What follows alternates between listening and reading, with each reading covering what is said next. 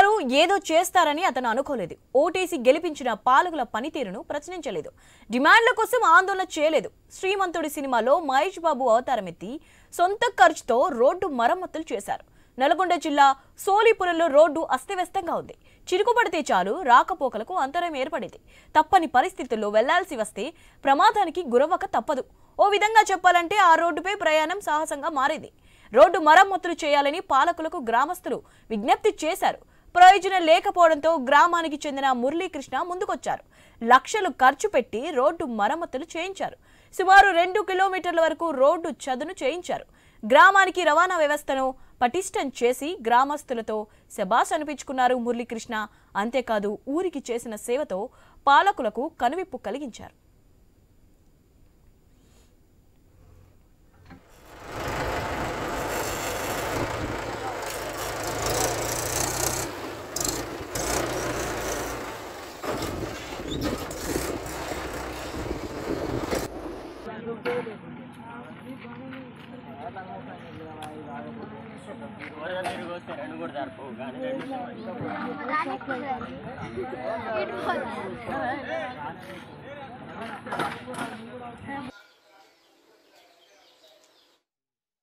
నుంచి బోడంపర్తి పోయే రోడ్డు 3 కిలోమీటర్ల మేడం మొత్తం గుంతలు ఉంది.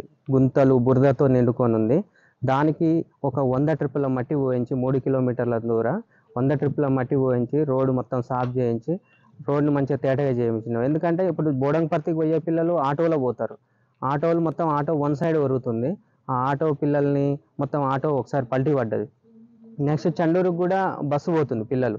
ఆ బస్సు కూడా 1 సైడ్ వరకు ఓ సీట్లో ఉన్న పిల్లలు ఓ సీట్లో పడిపోవడం ఈ గుంతల వల్ల ఇది ఎంత జరుగుతుంది. ఇది ఈరోజు మట్టి పోయించిన 100 ట్రిప్పులు. సోల్పురం నేను ఒక 5 ఏళ్ళు సర్పంచ్ చేసిన. 2001 నుంచి 2005 దాకా చేసిన. సరే మన చేతనైన వరకు కొన్ని పనులు చేసినాం. ఇట్లా బోడంపర్తి రోడ్డు కూడా మన బోడపర్తిలు పట్టించుకోకుండా కూడా మేము కొద్దిగా కంకర వేసి కొద్దిగా చేసిన. అక్కడ ఆలపల్లి వరకే చేసిన, ఆళ్ళద్దు వరకేను. అదేవిధంగా మునుగోడు కూడా ఎవరు పట్టించుకోకుండా మునుగోడు శాంక్షన్ కూడా మెటల్ వేసిన, కంకర వేసిన. సరే కొన్ని పనులు మేము చేతనైన కాదు చేసినాం. కానీ ఇప్పుడు ఎమ్మెల్యే గారు వచ్చిండు.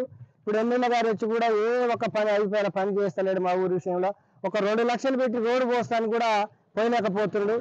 స్కూల్ పిల్లలు పోవడానికి కూడా ఇబ్బంది అవుతుంది.